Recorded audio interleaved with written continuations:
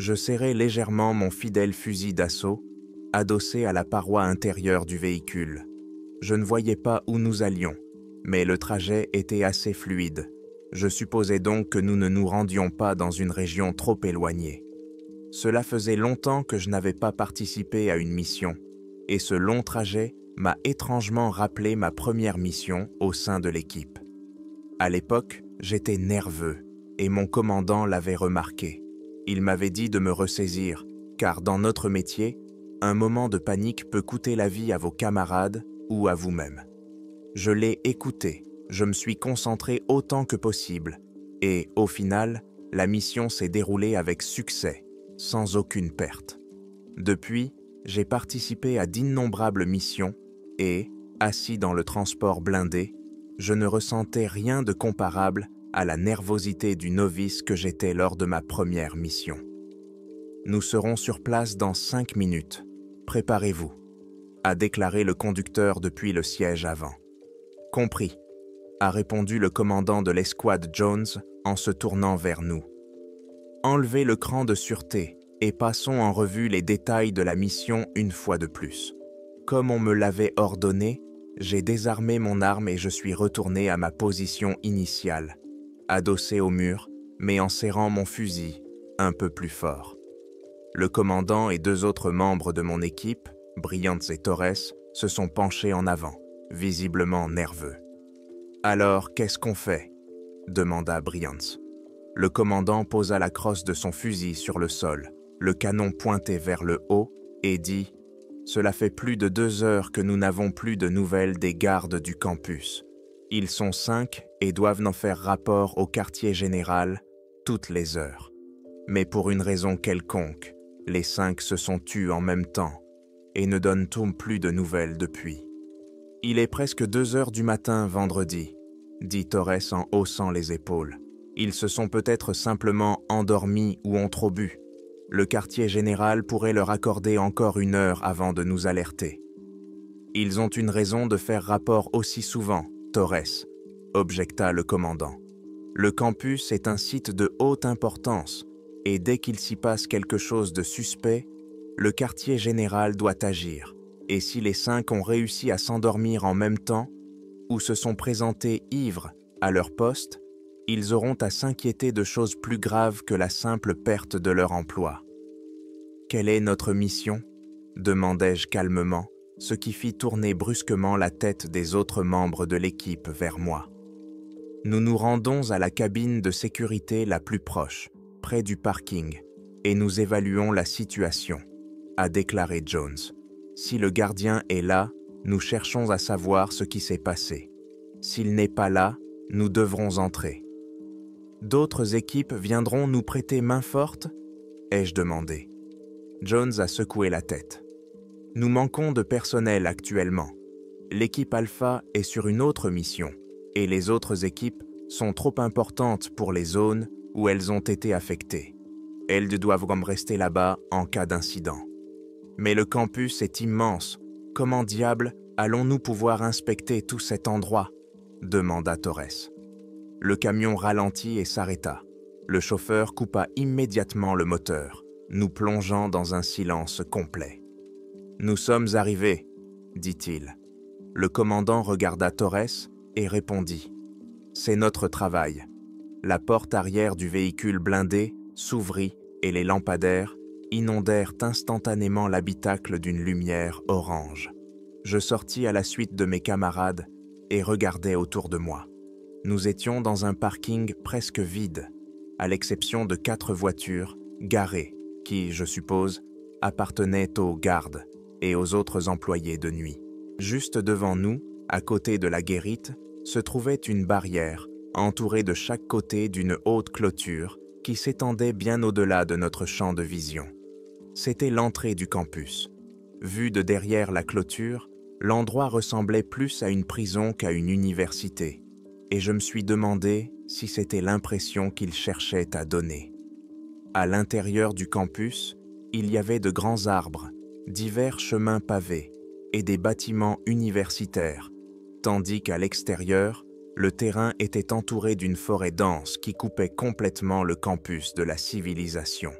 Une seule route traversait la forêt pour rejoindre la ville, et il nous a fallu environ 20 minutes pour aller du quartier général au campus, ce qui laissait le temps à beaucoup de choses de se passer. J'ai jeté un coup d'œil à la guérite et j'ai vu qu'elle était vide, même si la lumière était allumée. « Il n'y a pas de temps à perdre, allons-y », dit Jones en partant en premier. Il leva son arme avant même que nous ayons atteint la barrière, prêt à tirer. L'équipe était autorisée à recourir à la force meurtrière si nous nous sentions menacés, et la plupart du temps, nous rentrions à la maison avec moins de munitions qu'au début de la mission. Les autres suivirent l'exemple de leur commandant, se mettant en formation de combat et scrutant attentivement les environs. En nous approchant de la guérite, nous comprîmes que quelque chose n'allait pas. Nous entrâmes tous les 4 dans la guérite, toujours l'arme à la main. Le combiné téléphonique pendait de la table, se balançant lentement d'avant en arrière, ce qui indiquait que quelqu'un était là tout récemment. La chaise était renversée et des taches de sang fraîches étaient visibles dessus et sur le sol à côté. En y regardant de plus près, j'ai remarqué du sang sur le combiné téléphonique, des empreintes de doigts ensanglantés. La quantité de sang dans la pièce ne correspondait pas à une blessure que l'on pourrait se faire en se coupant avec une boîte de conserve en mangeant. Nous avons donc immédiatement compris que nous étions dans de beaux draps. « Que s'est-il passé ici, bon sang ?» demanda Torres. Jones baissa son arme et inspecta la pièce. Je m'approchai de la table et me penchai pour regarder l'écran qui affichait les images des caméras. Il y avait une tache de sang sur l'écran, qui masquait partiellement l'une des images. À en juger par les dizaines d'images provenant des caméras à l'écran, toute l'université était sous surveillance. Je regardai autour de moi et ne vis aucun mouvement sur aucune des caméras, mais en les parcourant, je vis sur l'enregistrement intitulé « Laboratoire S », l'un des gardes allongé sur le dos dans le couloir, les bras et les jambes écartés. Une tache sombre s'étalait sur le sol sous lui. « Merde, c'est le gardien affecté au périmètre est du campus », dit Brianx d'une voix sans vie. C'est à ce moment-là que j'ai remarqué un mouvement sur l'une des caméras couvrant le bâtiment scientifique. L'un des gardes courait dans le couloir. Bien que l'image de cette caméra fût floue, on voyait clairement que le garde était mort de peur. À en juger par son langage corporel, il courait dans la panique, agitant les bras et faisant des pas hésitants, jetant un regard par-dessus son épaule à chaque seconde. Après avoir tourné au coin, il s'est arrêté, a jeté un coup d'œil et a immédiatement reculé, terrifié. Il a ouvert l'un des casiers et s'y est rapidement caché. Quelques secondes plus tard, quelque chose d'autre est apparu sur le même enregistrement. Je n'ai pas pu distinguer qui c'était, car dès qu'il est apparu, la caméra a commencé à dysfonctionner et il est devenu presque impossible de voir quoi que ce soit. Ce qui était étrange, c'est que tout le reste de la caméra semblait normal, mais partout où cet homme allait, la zone autour de lui devenait pixelisée et granuleuse. Uniquement à cet endroit, la caméra a continué à fonctionner de manière erratique pendant au moins 1 minute, tandis que cet homme se déplaçait de manière désordonnée dans le couloir. Notre équipe, retenant son souffle, observait la scène. Finalement, l'homme est parti. La visibilité de la caméra s'est rétablie et nous avons de nouveau vu une rangée de casiers. Au bout d'environ 1 demi-minute, le gardien est sorti de sa cachette. Après avoir timidement regardé des 2 côtés, il a doucement fermé la porte du casier. Jones appuya sur le bouton de sa radio et dit aussi doucement que possible. « C'est l'équipe d'intervention spéciale. Quelqu'un m'entend ?» Le gardien sembla remarquer cela, saisit sa radio et dit quelque chose. Jones attendit un instant, mais aucune réponse ne vint. Il essaya à nouveau de demander si quelqu'un l'entendait. Rien, sauf le silence. Puis quelque chose se produisit. Il y eut d'abord 1 ou 2 secondes d'interférence, puis nous entendîmes une voix masculine saccadée. « Du scientifique !» Répète la fin. « On te perd. Où es-tu » demanda Jones d'un ton sévère. Dans le bâtiment. Scientifique. À ce moment-là, un cri animal aigu et perçant retentit dans la radio, si aigu et si long que même à cette distance, j'eus des frissons dans le dos. Le gardien sur la caméra tourna brusquement la tête vers le couloir et se remit à courir, encore plus vite et avec plus de panique qu'auparavant. « C'est le commandant de l'escouade Jones. Vous êtes dans le bâtiment scientifique. Vous m'entendez ?»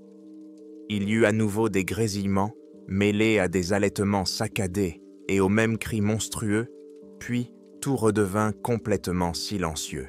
La caméra se remit immédiatement à fonctionner de manière intermittente, et nous ne pûmes voir où le gardien s'était enfui, ni ce qui le poursuivait. Nous avons regardé cet enregistrement silencieux pendant environ 1 minute, avant que je ne détourne finalement les yeux de l'écran.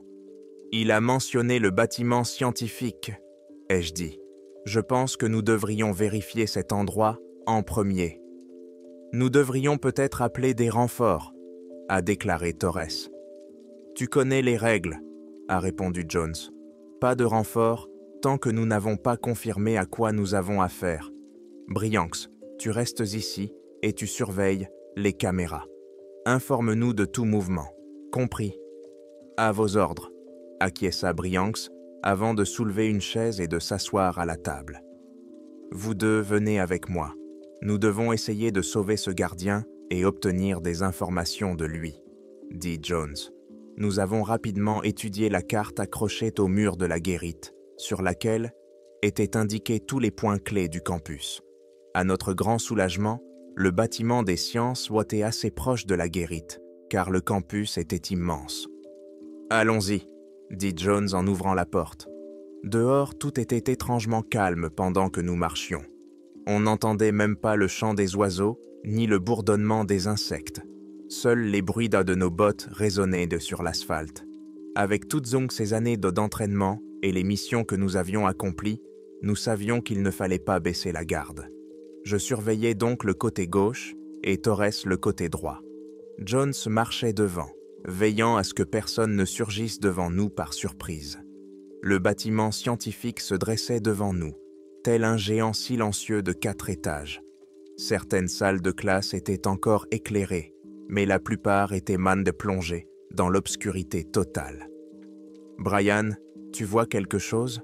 demanda Jones alors que nous approchions de la statue d'un éminent scientifique devant le bâtiment.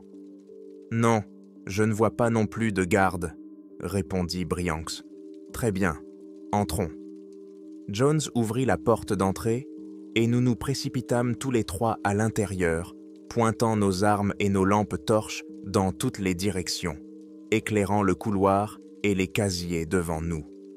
Dès que nous sommes entrés dans le bâtiment, l'air est soudain devenu incroyablement lourd, comme si nous étions passés d'une pièce froide à un sauna. Pas physiquement, bien sûr, mais d'une manière que je ne peux toujours pas expliquer aujourd'hui. D'habitude, lors de missions de ce type, je ne ressentais rien d'autre que de l'adrénaline, mais pour une raison quelconque, cette fois-ci, chaque fibre de mon être me criait de partir.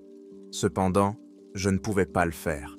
J'avais une mission à accomplir et ce garde avait besoin d'être sauvé.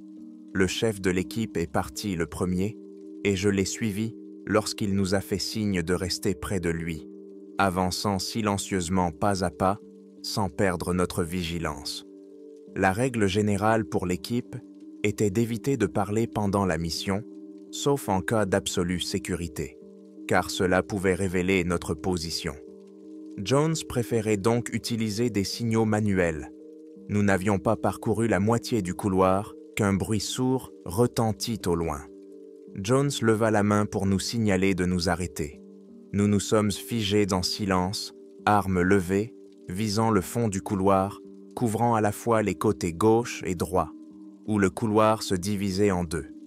C'est alors que nous avons vu quelque chose passer à toute vitesse devant nous, de gauche à droite, au rythme d'un trot effréné de pierre-poids nus, avant de disparaître au coin. Je ne suis même pas sûr que le mot « filler » soit approprié ici. car ce qui était passé était si rapide qu'on aurait pu le manquer si on avait cligné des yeux. « Qu'est-ce que c'était, bon sang ?»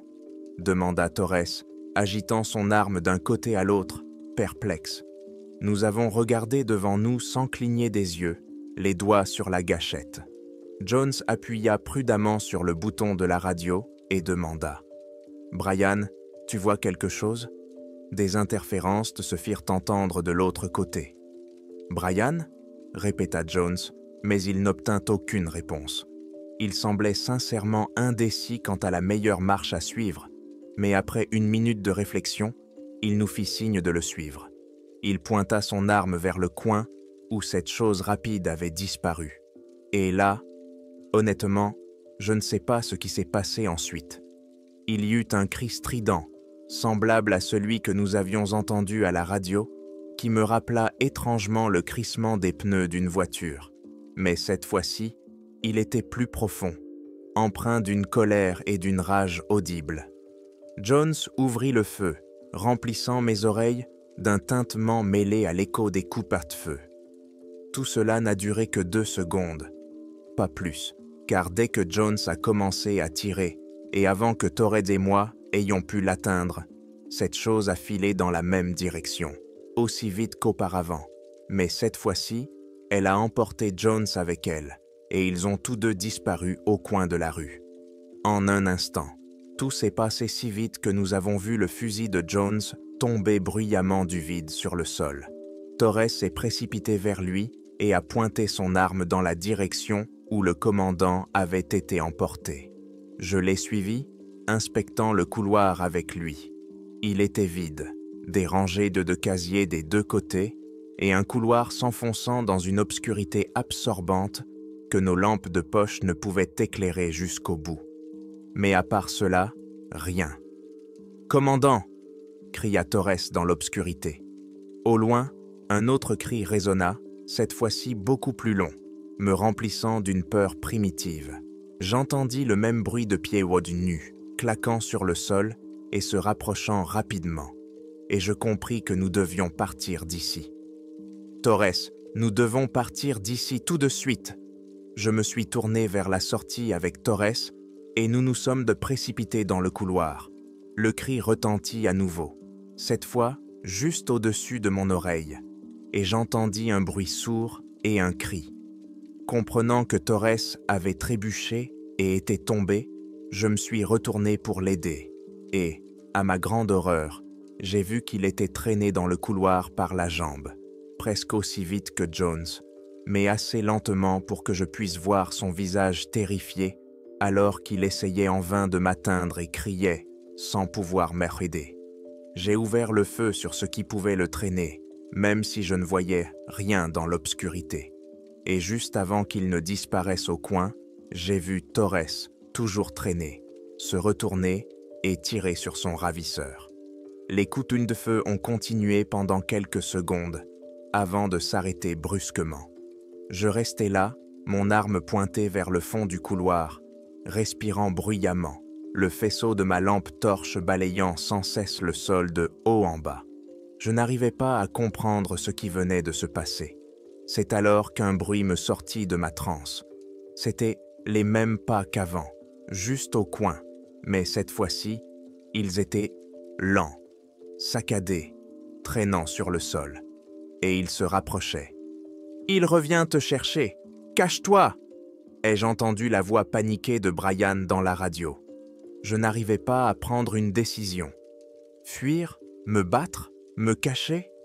Ma lampe torche éclaira une main pâle et allongée qui apparut au coin et s'agrippa au mur avec des doigts osseux aux ongles cassés et sales. Puis j'entendis un son rauque provenant du coin, comme si la créature avait du mal à respirer tout en traînant péniblement ses pieds sur le sol. Mon instinct a pris le dessus et j'ai soudain compris qu'il valait mieux ne pas essayer de combattre cette créature face à face. Je me suis donc précipité dans la salle de cour la plus proche et j'ai fermé la porte derrière moi, aussi silencieusement que possible, me baissant juste à temps pour entendre les pas et les râles devenir plus forts et s'arrêter juste devant la porte. J'ai appuyé fermement mon épaule contre la porte, essayant de ne pas bouger et retenant mon souffle. La seule chose qui me séparait d'une mort certaine était cette porte, et le râle provenait de l'autre côté, si proche que je pouvais presque sentir l'haleine putride du monstre à travers la petite fente sous la porte. Il reniflait avec curiosité, haletant entre deux inspirations. Peu à peu, le bruit lourd des pas de la créature reprit, et avec le halètement, elle commença à s'éloigner. Elle s'arrêta à nouveau, et un bruit fort, semblable à un grincement de métal contre métal, retentit à l'extérieur de l'auditorium. D'autres pas et d'autres halètements dans ma direction, mais ils passèrent simplement devant la porte et s'éloignèrent, progressivement. Je poussai un soupir de soulagement lorsque ma radio se mit à grésiller, me faisant presque sursauter. « Ils ont tout gâché, et maintenant on est tous fichus », dit une voix inconnue. Un cri glaçant retentit à nouveau au bout du couloir, et une série de pas rapides se rapprocha en quelques secondes, avant que ce qui se trouvait à l'extérieur ne percute violemment la porte de l'auditorium. Je faillis tomber sous le choc, mais je continuai à tenir fermement la porte. Cependant, cela fut inutile, car la créature était si forte qu'il ne s'agissait que d'une question de temps avant qu'elle ne défonce la porte. J'ai essayé de me renforcer contre la porte et de préparer mon arme pour tirer lorsque la créature ferait irruption.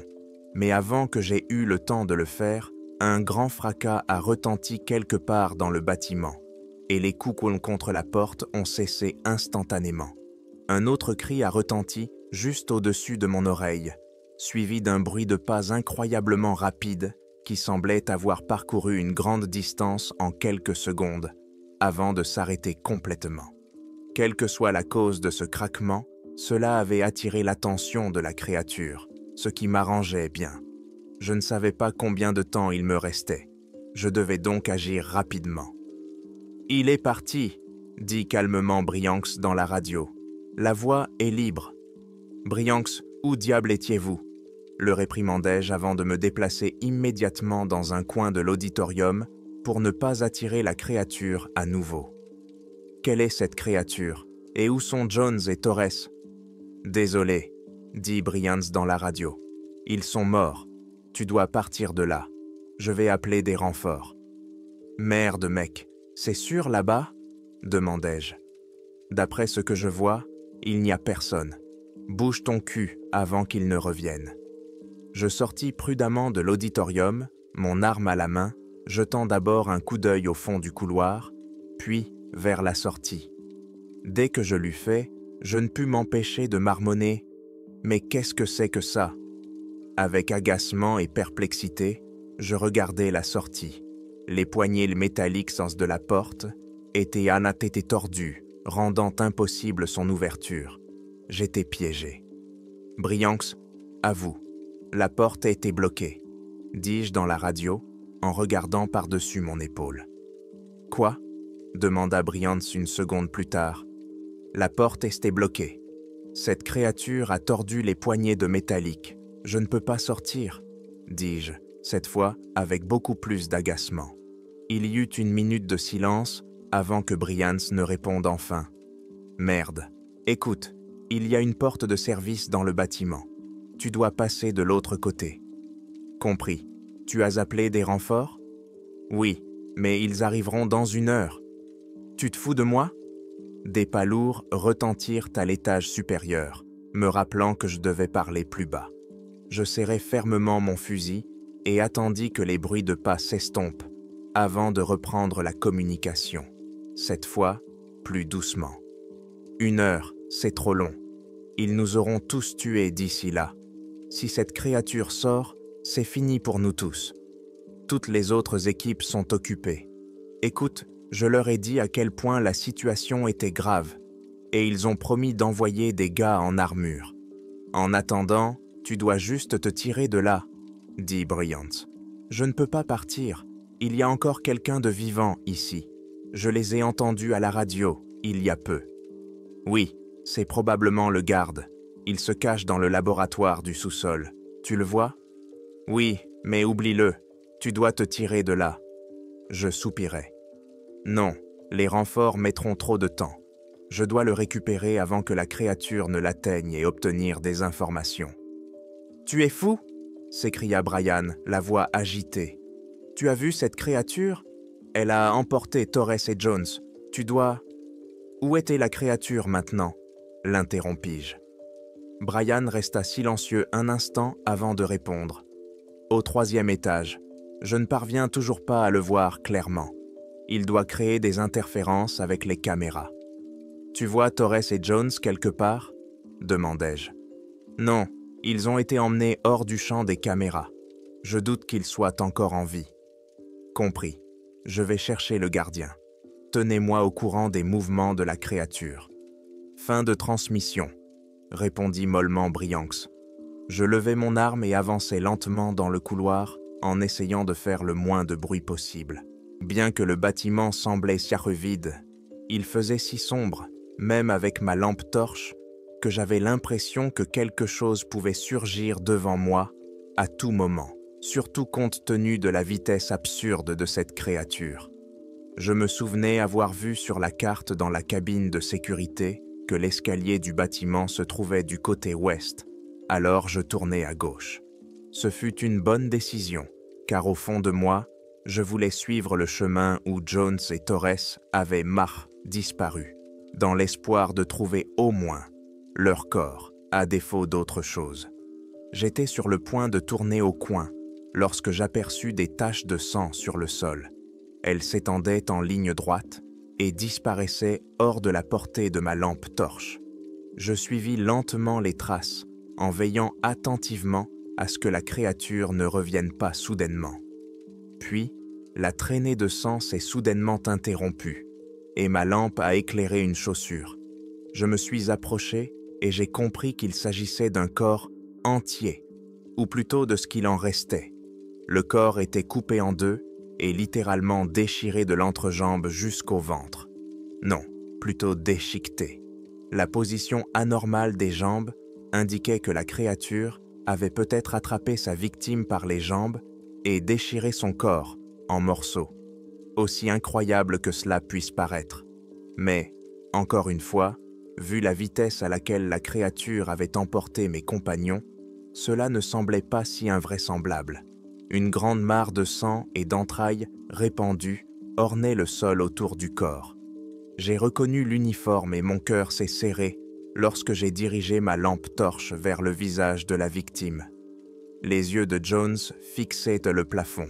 Sa bouche était grande ouverte d'horreur. Des filets de sang séché coulaient sur sa joue. « Bon sang. Bryant, tu m'entends ?» dis-je dans la radio. « Parle, » répondit Bryant. « J'ai trouvé Jones, il est si mort, » dis-je en m'agenouillant pour mieux voir. Quelle que soit cette créature, elle est capable de causer de graves dommages. « Merde, cette créature l'a-t-elle eu ?» demanda Bryant. « Je ne sais pas. Il a donc été déchiré en deux, donc celui qui a fait ça ne plaisante pas. »« Merde, mec. Torres est-il visible ?»« Je ne le vois pas. Je te préviendrai si je trouve des traces de lui. » Je continuais à avancer dans le couloir quand j'entendis un grand fracas quelque part à mon étage. Je pointai mon arme vers la source du bruit, comprenant qu'il provenait probablement d'une des salles de classe les plus proches. Les caméras ne couvraient aucune des salles. Je savais donc qu'il était inutile de demander à Bryant s'il voyait quelque chose. Je suis simplement resté immobile pendant un long moment, attendant de voir si d'autres bruits allaient y retentir dans l'amphithéâtre. Un autre craquement, mais cette fois-ci provenant d'en haut. Je savais que je ne me sentirais pas en sécurité si quelqu'un pouvait potentiellement me suivre. J'ai donc décidé que la meilleure solution était d'aller vérifier. Je me suis approché de la porte et j'ai tendu la main vers la poignée. Je l'ai saisie prudemment, aussi lentement que possible, puis je l'ai tournée et j'ai poussé la porte. Elle s'est ouverte dans un grincement inquiétant, révélant une salle vide. Je suis entré, scrutant attentivement les environs, quand j'ai remarqué du coin de l'œil un mouvement derrière le bureau du professeur. « Ne bougez pas !» J'ai pointé mon arme vers la source du mouvement. « Hé, Ne tirez pas !» Un visage familier est apparu sous le bureau, levant une main en l'air. J'ai baissé mon arme et poussé un soupir de soulagement. « Torres, » ai-je dit, « tu as survécu. Pourquoi n'as-tu pas utilisé ta radio ?» Torres se leva et s'approcha de moi, regardant par-dessus mon épaule. « Où est cette créature? Elle est toujours là ?» « Tu n'as pas répondu à ma question, » soupirai-je sévèrement. Il me regarda et dit « Cette créature a cassé ma radio. Je t'ai entendu, mais je ne pouvais pas répondre. »« D'accord. Écoute, il y a ce garde dans le sous-sol. Nous devons le récupérer et évacuer. »« Le récupérer? Tu es fou ?» ricana-t-il. Torres s'approcha de moi et dit « Tu as vu ce que cette créature a fait à Jones ? Nos balles ne lui ont presque pas fait de mal. Cette situation est plus grave que ce que nous pouvons gérer, à nous deux. Tu peux partir si tu veux, Torres, mais j'ai besoin d'obtenir des informations de lui. Nous ne savons pas à quel point la situation est grave, dis-je. » Torres secoua la tête d'un air incrédule. À ce moment-là, un autre grand fracas retentit au-dessus de nos têtes, et Torres et moi levâmes les yeux vers le plafond. Il baissa les yeux vers moi et dit « D'accord, très bien. Allons obtenir des informations du gardien. Mais après cela, nous partons. Tous ensemble. Pas d'héroïsme, compris ? » « Compris, acquiesçai-je. Torres partit le premier, tandis que je contactais Bryant. « Bryant, j'ai trouvé Torres. Il est y vivant. »« Vraiment ?» dit Bryant. « C'est génial. Maintenant, emmenez le gardien et sortez de là. Cette créature est de retour au 2e étage. » Compris. Torres et moi sommes descendus au sous-sol et je me suis senti beaucoup mieux d'avoir à nouveau un coéquipier à mes côtés. Même si j'avais survécu à de nombreuses missions en étant le dernier, c'était en grande partie une question de chance. Et même si je ne voulais pas le croire, c'était un soulagement d'avoir à mes côtés quelqu'un qui pouvait potentiellement détourner les tirs ou attirer l'attention des ennemis. Je n'y ai même pas pensé avant plus tard, mais si le monstre m'avait attrapé à la place de Jones, je ne serais pas là aujourd'hui. Malgré tout cela, la mission passait toujours en premier, et on nous apprenait à ne pas penser aux risques potentiels pour nos vies. Sinon, nous risquions de perdre notre sang-froid et d'échouer la mission, voire de mourir. J'ai vu le panneau « Laboratoire » au-dessus de la porte au fond du sous-sol, alors Torres et moi avons pris position pour l'assaut. Il a enfoncé la porte d'un coup de pied, et je me suis précipité à l'intérieur, arme au poing, suivi de mon coéquipier. Le laboratoire était relativement petit. Quelques rangées de tables, un grand étagère avec divers produits chimiques et une armoire. Dans la pièce elle-même, il y avait une fenêtre en haut qui donnait directement sur la rue. Il était évident que la seule cachette possible pour le gardien était l'armoire. « Sortez, nous sommes de la compagnie », ai-je dit en pointant mon arme vers l'armoire. Rien ne s'est passé. « Hé, ne nous obligez pas à vous sortir de là », a dit Torres. Un instant plus tard, une voix s'est fait entendre depuis l'armoire. « D'accord, d'accord, calmez-vous. » La porte s'ouvrit et le gardien que nous avions vu sur la caméra sortit. Il était très jeune, peut-être un peu plus de 20 ans, et semblait pâle comme un linge, les yeux écarquillés de peur. « Vous êtes là pour me sauver ?» demanda-t-il. « Oui, raconte-nous ce qui s'est passé pour qu'on puisse partir d'ici, » répondis-je. « Attendez, non, on ne peut pas encore partir. Pas avant d'avoir tué la mère au centre de recherche biologique et génétique, » dit rapidement le gardien. « De quoi parlez-vous » demanda Torres. « Vous avez vu cette créature dehors, n'est-ce pas? Il y en a d'autres. Les petits ne sont pas si dangereux, mais ils grandissent vite et leur peau devient sacrément résistante. Et ils sont partout sur le campus. Ils ont déjà tué 4 autres de garde. Raison de plus pour partir d'ici et laisser les gros bras s'en occuper. Ils seront là dans environ 1 heure. Allons-y, dis-je, et je m'apprêtais à partir lorsque le gardien reprit la parole. Vous ne comprenez pas, nous ne pouvons pas attendre les renforts. Le temps qu'ils arrivent, Ces créatures seront partout et en plus grand nombre. Elles se reproduisent extrêmement rapidement. Et si nous ne les arrêtons pas, ce n'est pas seulement le campus qui sera en danger. Torres et moi avons échangé un regard méprisant avant de nous tourner à nouveau vers le gardien. « Racontez-nous tout », ai-je dit. Le gardien se mit à faire les 100 pas dans la pièce et dit « L'un des professeurs menait ici un projet avec son assistant et un groupe d'étudiants volontaires. C'était un projet extrêmement secret, à tel point que les étudiants étaient menacés d'expulsion s'ils divulguaient la moindre information.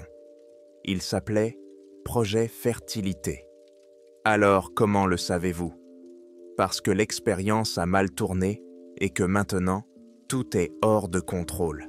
Écoutez, nous n'avons pas le temps. Je vais tout vous raconter, mais pour l'instant, nous devons nous rendre au centre de biologie et... Un bruit de verre brisé retentit dans la pièce et une longue main desséchée passa par la fenêtre. Elle attrapa le garde par la tête et le souleva sans effort du sol. Le garde hurla et se débattit, mais la main semblait le tenir fermement, comme dans un étau. Torres et moi avons ouvert le feu sur la créature invisible qui a immédiatement poussé un cri aigu, tout comme celle dans le couloir. Elle a instantanément lâché le garde, qui est tombé et a rampé vers le mur opposé. La main a disparu derrière la fenêtre et des bruits de pas s'éloignant se sont fait entendre à l'extérieur. Un autre cri retentit, mais cette fois à l'intérieur du bâtiment. « Il descend! Sortez de là !» cria Bryant.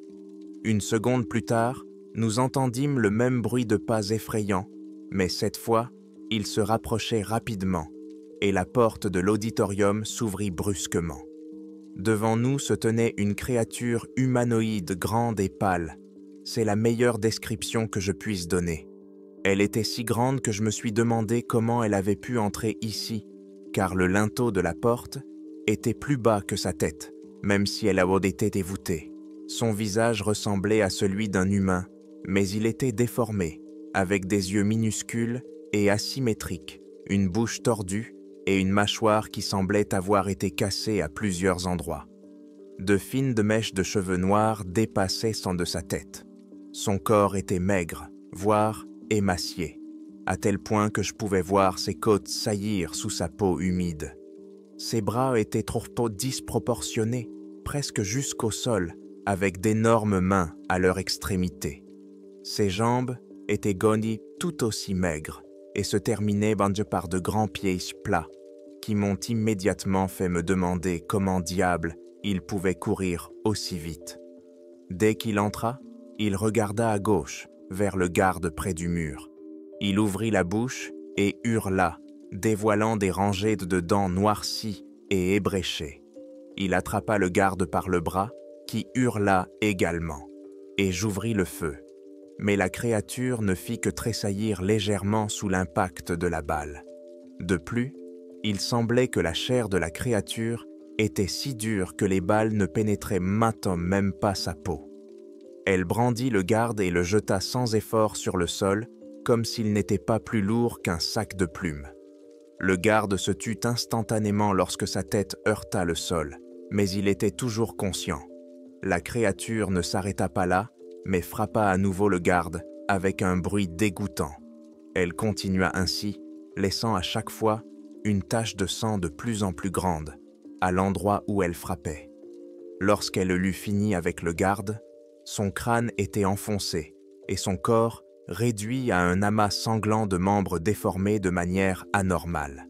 Il jeta le corps du garde sur le sol, puis tourna son attention vers nous, poussant un autre cri déchirant. Il se précipita sur moi à une vitesse que je ne pouvais pas percevoir et m'attrapa par le torse, me soulevant dans les airs. J'ai instinctivement sorti mon couteau et, comme il me tenait assez près, je l'ai poignardé à la poitrine. Le couteau s'est facilement enfoncé dans sa peau, jusqu'à la poignée, et le monstre m'a immédiatement lâché et a crié encore plus fort, agitant désespérément les bras dans la pièce. Torres et moi avons gardé nos armes à portée de main jusqu'à ce que le cri de la créature s'affaiblisse lentement, puis s'arrête complètement, et que le monstre, haletant, tombe sur le côté. Nous nous sommes approchés prudemment, et avant de rendre son dernier souffle, il m'a regardé une dernière fois, puis a fermé les yeux. Torres lui donna un coup de pied pour voir s'il allait se relever. La créature ne réagit pas au coup de pied et resta immobile. « Fils de pute, tu as réussi », dit Torres en baissant son arme. Je m'agenouillai et attrapai mon couteau, le retirant facilement avec un bruit de succion. La lame était recouverte de sang noir. J'ai été surpris de constater à quel point la peau était molle au niveau de sa poitrine. Pour vérifier ma théorie, j'ai essayé de le frapper au ventre, mais bien sûr, la pointe du couteau a à peine égratigné la peau. C'était comme essayer de transpercer un morceau de pierre recouvert d'une fine couche de peau. Je suppose que sa poitrine était son seul point faible, ai-je dit en examinant la blessure que je lui avais infligée. Le gardien a dit qu'il y en avait d'autres, mais celui qui a brisé la fenêtre semblait plus petit, a interrompu Torres. Tu crois? J'ai essuyé la lame sur le monstre et me suis relevé. Les gars, vous allez bien? A demandé Bryant. On va bien, ai-je répondu. L'ennemi était neutralisé, mais il y en a d'autres. Je sais, je les vois sur les caméras. Ils sont partout. Torres regarda la créature en silence pendant un moment, jusqu'à ce que je me tourne vers lui et lui dise « Je sais que tu penses probablement que nous devrions battre en retraite et attendre les renforts, mais nous n'avons pas beaucoup de temps. Nous devons empêcher cette créature de se propager. » Torres acquiesça vigoureusement et dit « Tu as raison.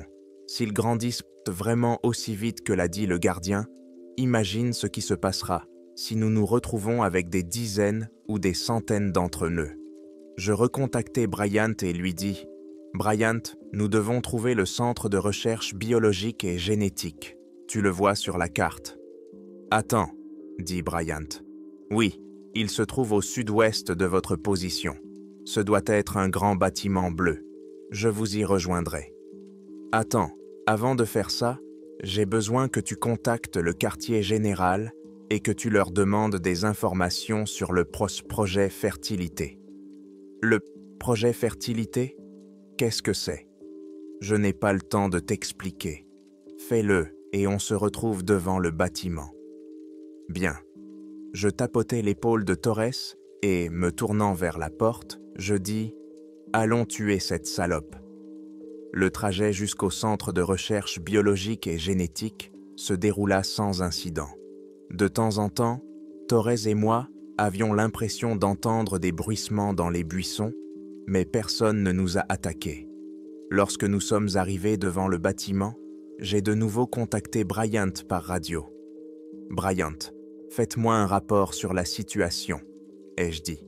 « Je viens de recevoir des informations du quartier général. J'arrive, » a-t-il répondu. « Y a-t-il des ennemis dans votre secteur? » Non, tout est calme pour l'instant. 1 minute plus tard, nous avons vu Bryant courir vers nous sur le trottoir. Il s'est arrêté devant nous et a dit « Je suis heureux de vous voir tous les deux sains et saufs. Nous sommes dans de beaux draps. » « Eh bien, c'est ce que nous pensions, » intervint Torres. « Que se passe-t-il? J'espère que le quartier général a une bonne raison de nous tenir dans l'ignorance. » Bryant soupira et commença. « Oui, la vérité, c'est qu'ils n'ont eux-mêmes aucune idée de ce qui se passe. Voici toute l'histoire. La société a signé un contrat avec l'université lorsque le professeur Richard a lancé le projet Fertilité. L'objectif du projet était de féconder des femmes considérées comme stériles ou incapables de porter des enfants pour une raison quelconque. Mais le problème, c'est que le quartier général n'a aucune idée de ce que sont ces créatures, tout comme l'université. Et pourtant, ce sont eux qui ont financé le projet. Le projet était top secret. Oui, mais toutes les informations pertinentes ont été divulguées à la compagnie. À moins que ce ne soit pas le cas, ai-je dit. Bryant a poursuivi. Le quartier général soupçonne Richard de cacher quelque chose. Les gardes du campus avaient monté des tâches assez routinières. à l'exception du garde qui était en service ici, dans ce bâtiment. Sa tâche principale était d'empêcher quiconque d'entrer, en particulier dans le bureau de Richard, où il conservait toutes ses données de recherche. Le quartier général sait également avec certitude que les expériences étaient menées à l'intérieur du bâtiment, au sous-sol, où seul Richard et les autres participants au projet avaient accès via son bureau. « Que veut le quartier général que nous fassions ?» demandai-je. « Éliminer Richard et détruire ses données, ainsi que tout ce qui concerne le projet, y compris tout le laboratoire expérimental. C'est un ordre direct donné par le client, c'est-à-dire le collège, à la compagnie. »« Comment diable allons-nous faire ça ?» demanda Torres. « Je suis content que tu poses la question. » Sourit Bryant en se penchant en arrière. Il sortit des explosifs C4 qu'il rangea aussitôt. « Bon, alors allons-y, » dis-je. Nous nous approchâmes de la porte et nous nous retrouvâmes dans un couloir similaire à celui du bâtiment scientifique, mais celui-ci était beaucoup plus sale. Le sol semblait recouvert d'une sorte de boue vert-brun. Elle était sèche à certains endroits, mais encore collante et humide à d'autres. « Le bureau de Richard est à cet étage, du côté ouest, » dit Bryant. Il n'avait pas fini de parler qu'un cri soudain retentit quelque part dans le bâtiment. Une silhouette apparut au coin du couloir, nous regardant avec curiosité.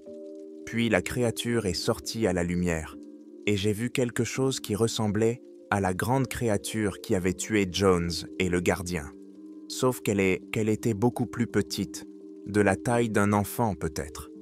Elle poussa le même cri que sa version adulte, un bruit de crissement de pneus qui résonna dans tout le bâtiment, mais avec beaucoup moins d'intensité et de bruit.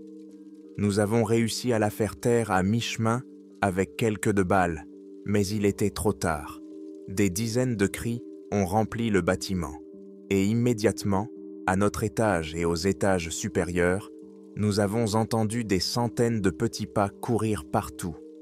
Quelques secondes plus tard, ils ont commencé à apparaître au coin du couloir, des dizaines de créatures ressemblant à celles que nous venions de tuer, et elles couraient d'une toutes vers nous en hurlant. Mon équipe et moi avons immédiatement ouvert le feu, et elles tombaient toutes assez facilement, contrairement à la grande créature que nous avions vue dans le bâtiment scientifique. Elles étaient de plus en plus nombreuses et se rapprochaient, jusqu'à ce que le bâtiment soit rempli d'une cacophonie de coups de feu et de cris effrayants. J'étais sur le point de crier à mes camarades de battre en retraite, craignant que nous ne soyons à court de munitions. Mais aussi vite qu'ils avaient commencé, les cris cessèrent, et il ne resta plus que quelques de retardataires qui couraient sur les cadavres de leurs frères ou sœurs, essayant de nous atteindre alors qu'ils n'avaient aucune chance. Torres abattit le dernier, et les cris cessèrent complètement, tout comme les coups de feu, laissant le bâtiment plongé dans un silence effrayant. « Tu vois quelqu'un d'autre ?» demandai-je sans baisser mon arme. « C'est tout », répondit Bryant en rechargeant son arme. Le couloir était jonché de dizaines de cadavres criblés de balles, de la taille d'un enfant, empilés les uns sur les autres. La bave verte mélangée à leur sang sombre transformait cette scène horrible en un charnier. En enjambant prudemment les corps, nous nous dirigeâmes vers la partie ouest du bâtiment, dans le bureau de Richard, qui contrastait fortement avec le reste du bâtiment. Boissons coûteuses dans le placard, trophées au mur, etc. De l'autre côté de la pièce, derrière le bureau, se trouvait une porte électronique menant vers le bas, dans laquelle il y avait un trou, dont l'empreinte était dirigée vers le bureau, ce qui indiquait que les créatures avaient dû s'échapper de l'intérieur. Dans le coin de la pièce, près du mur, gisait le corps mutilé et facilement reconnaissable de Richard.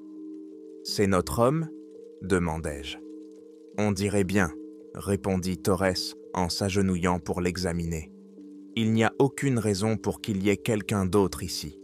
Il y avait un ordinateur sur la table et, malgré le désordre dans la pièce et le moniteur renversé, Il fonctionnait toujours. Je m'assis à la table et redressai l'écran. L'ordinateur n'était pas verrouillé et l'écran affichait le bureau. « Sérieusement, même sans mot de passe ?» demanda Torres. « Je suppose qu'il n'a pas eu le temps de se déconnecter », répondit Bryant. Au centre du bureau se trouvait un dossier intitulé « PF », Projet Fertilité, si je comprends bien. Je double-cliquai dessus et découvris divers fichiers, dont des documents. J'ai ouvert le premier qui disait « Projet Fertilité ». L'objectif du projet est de féconder des femmes qui, autrement, seraient considérées comme stériles. Le projet en est encore à ses débuts et elle est purement expérimentale. Il ne garantit donc aucun résultat.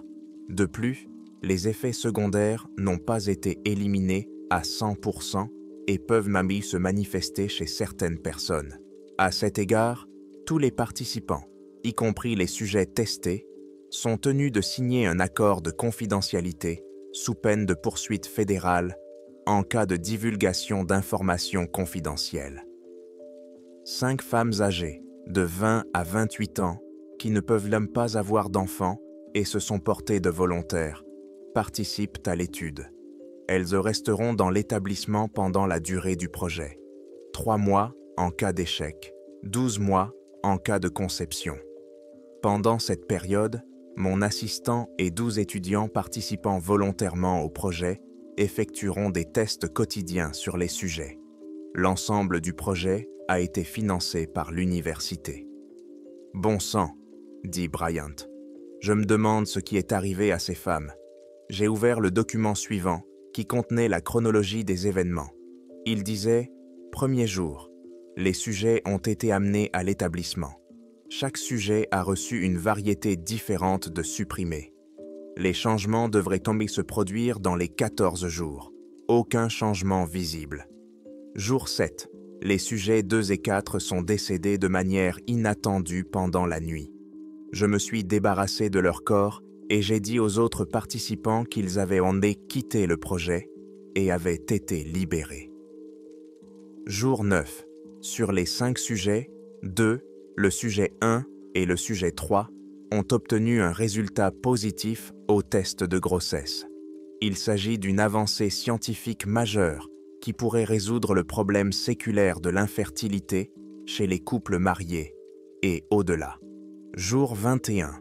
Le poids des sujets enceintes a rapidement augmenté, tout comme la taille de leur ventre.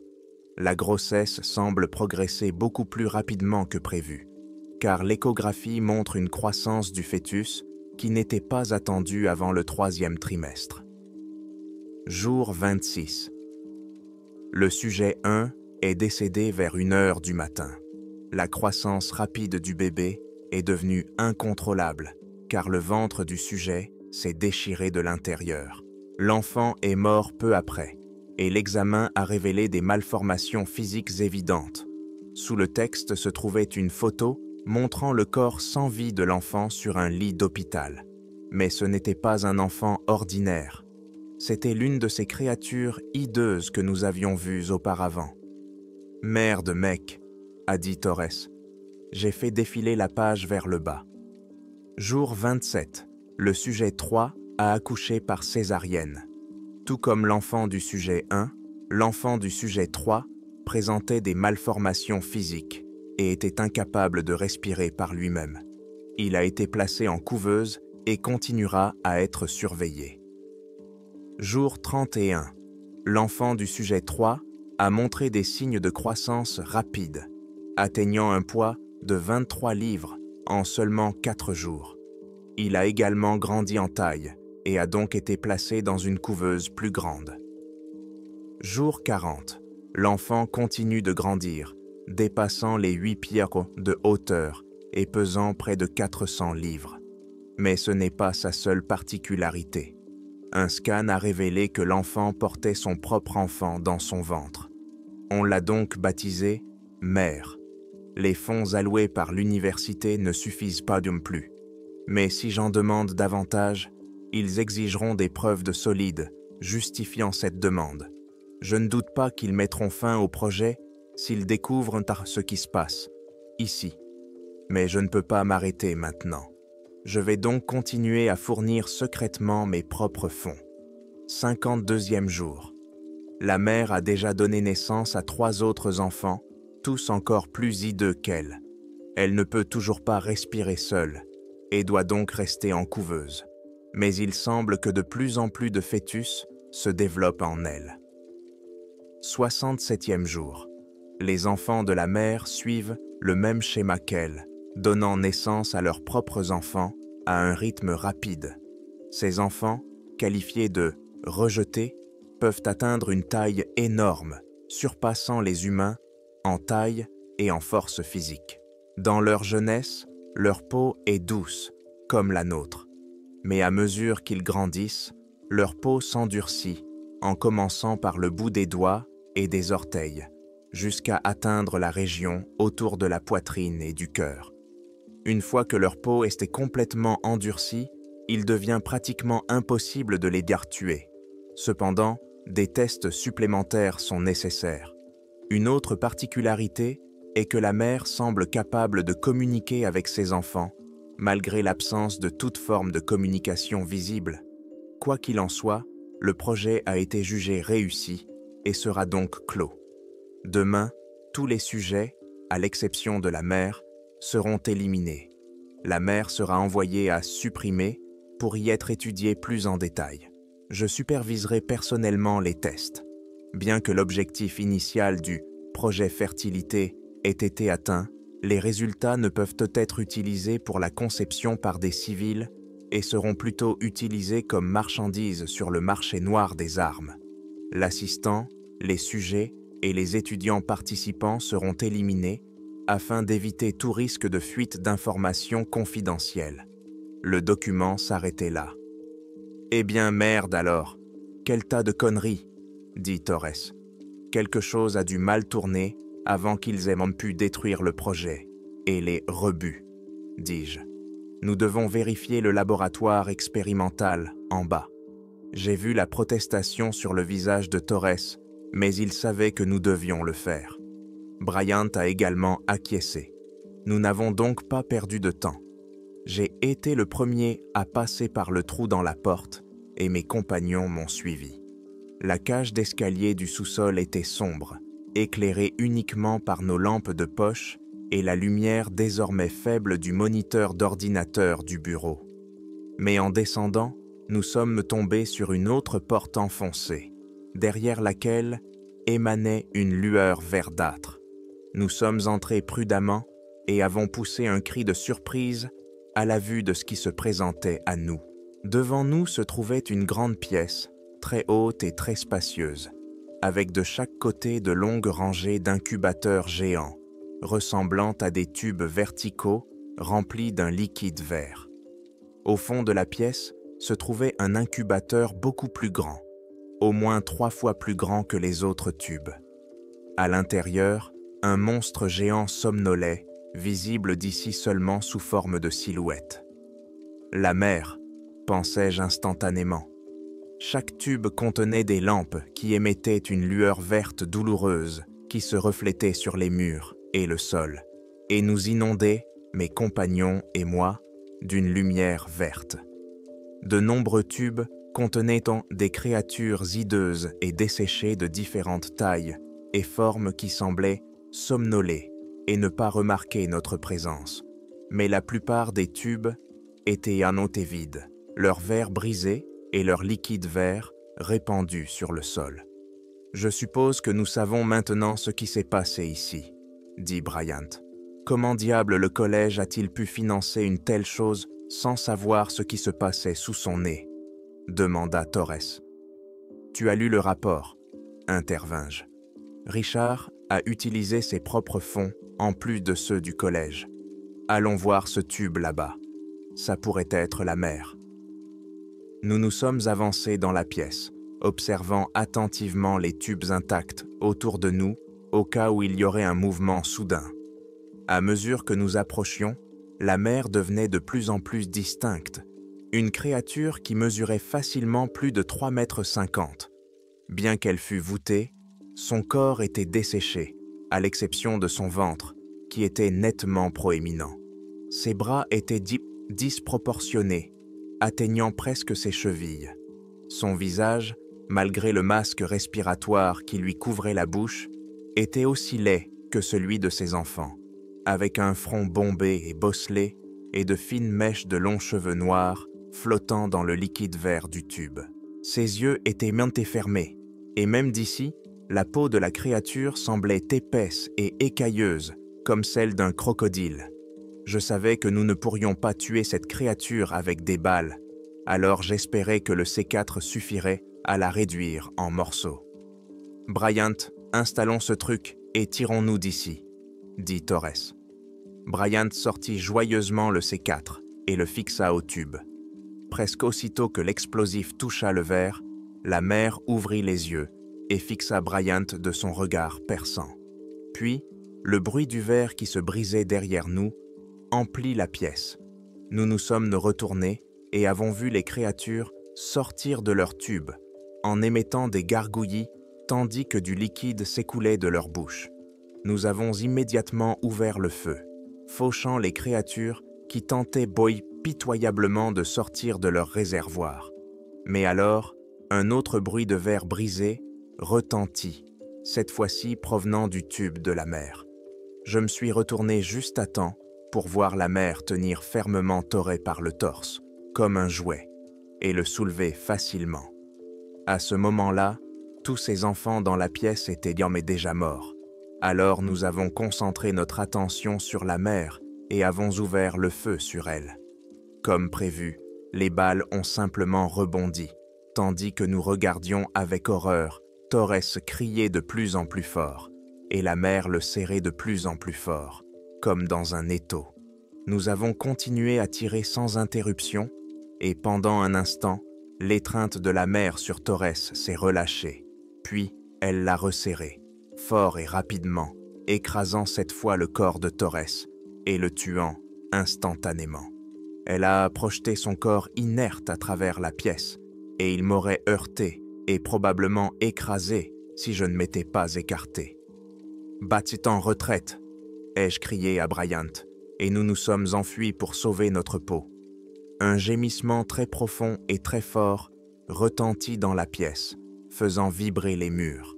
Nous avons entendu le bruit de quelque chose de mouillé et de lourd qui claquait sur le sol, et je me suis retourné un instant pour voir la mère ramper frénétiquement vers nous sur ses mains, les yeux brillants de haine pure. Nous avons couru dans les escaliers et j'ai été le premier à passer par la brèche dans la porte, me retournant pour voir si Bryant me suivait. Il était sur le point de sortir lorsque la main squelettique de la mère s'est enroulée autour de lui. Il a essayé de se dégager, mais il a dû comprendre que c'était fini pour lui, car juste avant d'être entraîné dans la cage d'escalier sombre, il m'a lancé le détonateur du C4. « Pars !» a-t-il crié, alors qu'on l'entraînait vers le bas. Je l'ai attrapé et j'ai compris qu'il était inutile d'essayer de le sauver. Je courus aussi vite que possible, puis j'entendis à nouveau les gémissements de la mère, ce qui me fit courir encore plus vite. Dès que je fus à un pas du bâtiment, je fis exploser les explosifs, provoquant un bruit inquiétant à l'intérieur. J'ai continué à courir, écoutant le bâtiment s'effondrer derrière moi avec un bruit de plus en plus fort, jusqu'à ce qu'il devienne presque assourdissant. Ce n'est qu'une fois, à une distance sûre, que je me suis arrêté et que je me suis retourné pour regarder mon œuvre. Le bâtiment était complètement détruit, et il ne restait plus qu'un tas de décombres et de débris. Je me suis appuyé sur mes genoux, poussant un soupir de soulagement. Puis j'ai entendu un mouvement dans les décombres. J'ai levé les yeux et, bien sûr, quelque chose bougeait. Quelques secondes plus tard, une main géante et poussiéreuse est sortie des décombres, s'appuyant maladroitement sur les gravats, puis une autre main. Les débris ont commencé à bouger en grand nombre, et la tête de la mère s'est lentement relevée, gémissant désormais avec une telle haine et une telle colère qu'elle semblait pouvoir engloutir le monde entier. Elle a fait un pas en avant avec une main, puis s'est appuyée sur l'autre, se hissant lentement mais sûrement hors des débris. Je levai mon arme, essayant de viser ses yeux, et juste avant d'appuyer sur la gâchette, une autre explosion assourdissante se produisit.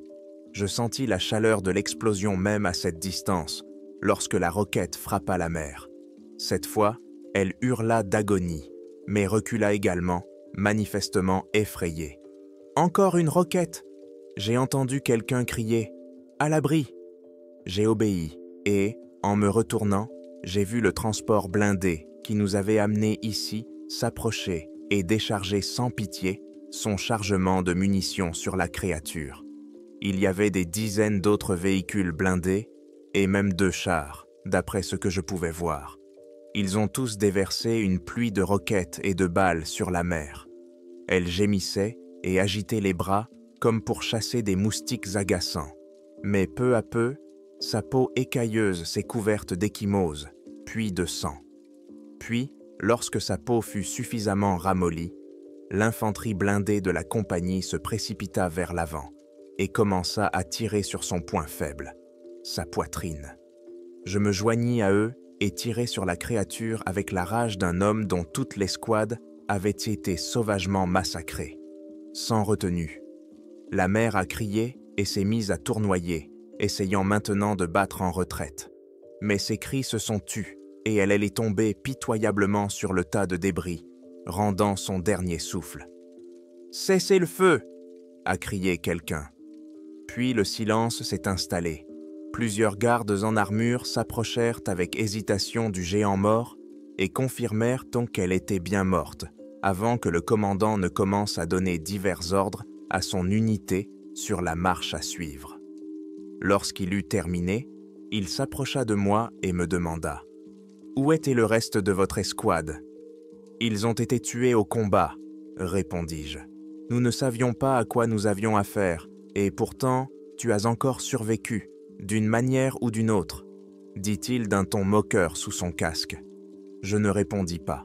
Il ricana et dit « Mission accomplie, tu as fait du bon travail, tu devrais retourner au quartier général pour faire ton rapport. Laisse-nous nous occuper du nettoyage. Survivant. »